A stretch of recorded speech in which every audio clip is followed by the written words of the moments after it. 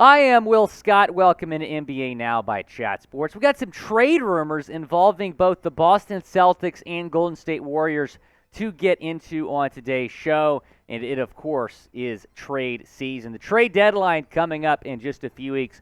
So go down, subscribe to the channel so you stay ready. We're going to continue to get you guys a lot of trade content involving a lot of different players on both the Celtics and the Warriors. So go down, subscribe to the channel. And speaking of those two teams, they did play last night, a wild finish over there at TD Garden. The C's winning 121-118 in an NBA Finals rematch. Of course, the first time these two teams met this year. The Warriors pretty much a wire-to-wire victory in that game last night. That was the Celtics coming out on top in OT. Taking a look at the box score, Jason Tatum continues an MVP caliber season, 34 points, a career-high 19 rebounds, 6 assists. Jaylen Brown, he missed 3 games. He made his return last night, 16 points, 9 rebounds. And Al Horford, man, he does not age, 20 points, 10 rebounds. Steph Curry, meanwhile, dropped 29 points. Not his best shooting night, was just 9 of 25 from the field.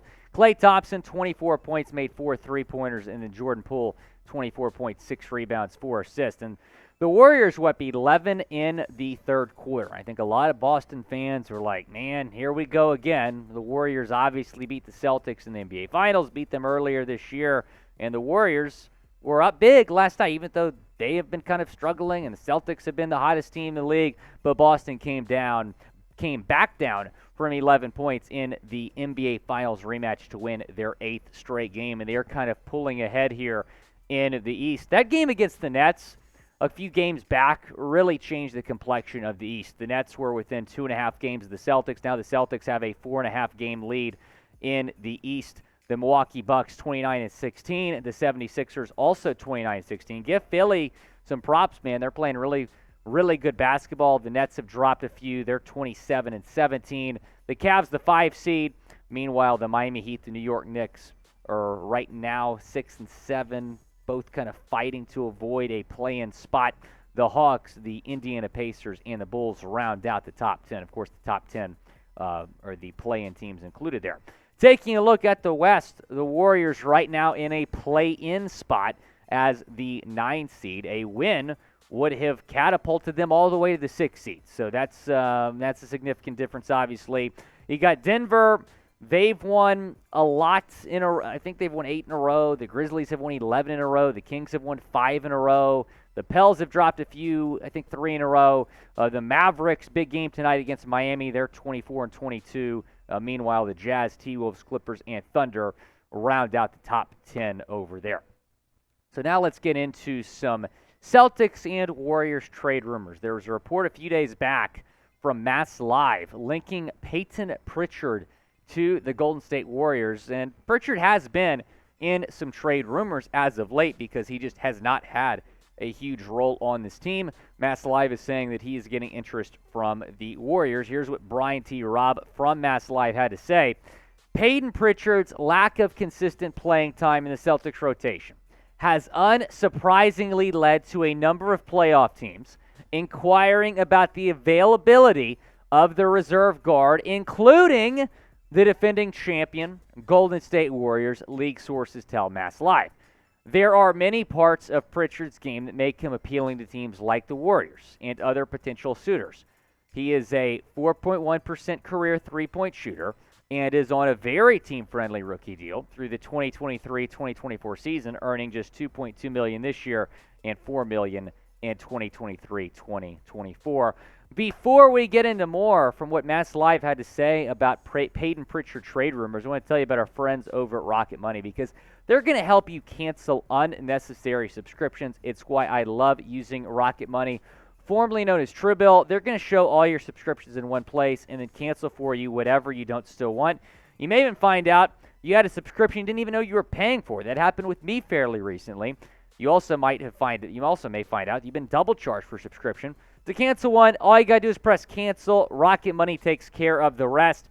Get rid of useless subscriptions now by going to rocketmoney.com/NBA. Now, seriously, it could save you hundreds per year. That's rocketmoney.com/NBA. Now, I learned that I had a Disney Plus account that I did not know I was paying for months. Rocket Money is like, yo, you want to save some money this month? Probably cancel this. I did, thanks to Rocket Money for helping me save money. And they're also going to track your spending. I learned that I spent over $700 on Chick-fil-A last year. Yeah, it's kind of a lot. I'm trying to take it easy on the Chick-fil-A this year. Rocket Money's taking care of me. They're helping me save money. If your New Year's resolution was to save money, Rocket Money's the best app to do it. RocketMoney.com/NBA now. The link is in the comments and the description of today's video. Going back to Brian Robb's report here on Mass Live, the Warriors have dealt with inconsistent play from several areas of their bench all year long, which has led two-way players like Ty Jerome and Anthony Lamb, Vermont legend, shout out to Catamounts, to shift into bigger bench roles, with inquiries impacting Golden State's aging starting five. Pritchard is likely viewed as a potential proven depth target for the team's backcourt. Now, before we get into some trade ideas, I want to hear from y'all down in the comments section. Will Payton Pritchard be traded? Why for yes and for no down in the comments section. Is Pritchard going to get traded ahead of the NBA trade deadline? Now, Mass Live reported that the Warriors have expressed interest in a Pritchard trade. However, they also said the Celtics are not likely to trade him ahead of the deadline, and I would also assume if they do trade him, they're not going to want to trade him to the team that beat them in the finals last year. So Pritchard was the 26th overall pick in the 2020 draft out of Oregon, showed a lot of promise in his first two seasons, but he has seen a decreased role this season after the Celtics trade of Malcolm Brogdon. Maybe the Warriors, in need of bench depth, would be a fit. They've expressed interest in Pritchard. Celtics are just guard heavy, and that's why Pritchard's minutes have gone down, averaging just 10.7 minutes per game this season, around 4 points per game, less than an assist per game. His shooting numbers a little bit lower as well. The big thing I'm looking at here is the three-point shooting percentage, going down from 41% to 32.9%. Now, I don't think the Celtics should trade Pritchard. I really don't. I think they should just hold on to him. He's not a free agent after this year. He's a free agent after next season.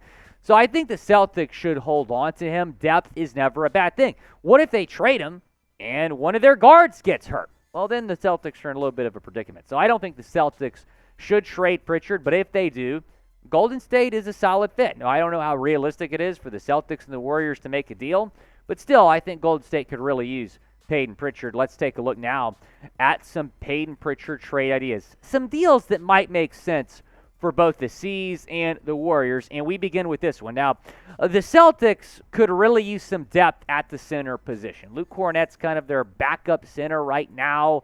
Robert Williams starting to get back in the starting rotation after his injury, but James Wiseman would make a lot of sense for the Celtics if they can strike a deal.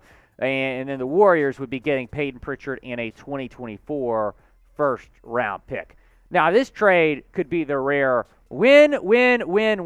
Could be a win for the Celtics. They need more depth down low. Could be a win for the Warriors. They need some more guard depth. Payton Pritchard is really, really solid. Again, the minutes have gone down. He's still a solid player. Could be a win for James Wiseman. Number 2 overall pick. Obviously, a lot of pressure that comes with that. He's not necessarily lived up to the expectations because of a lot of injuries.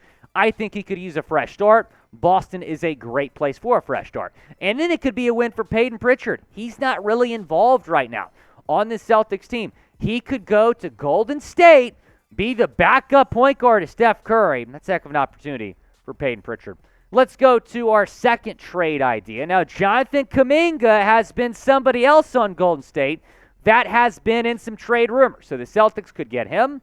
They need some wing depth, make some sense, and a 2024 protected second-round pick, probably a heavily protected second-round pick if the C's want to get this done. And the Warriors receive Payton Pritchard and a second-round pick this year. The Celtics have 3 second-round picks this year, so obviously some capital there in the second round to trade. Now, which trade idea is better? Is it the first one that sends James Wiseman to Boston, or the second one that sends Jonathan Kuminga to the Celtics? Both trades have Payton Pritchard going to Golden State. Go down in the comments section. Let me know which trade is better. Is it 1 or is it 2?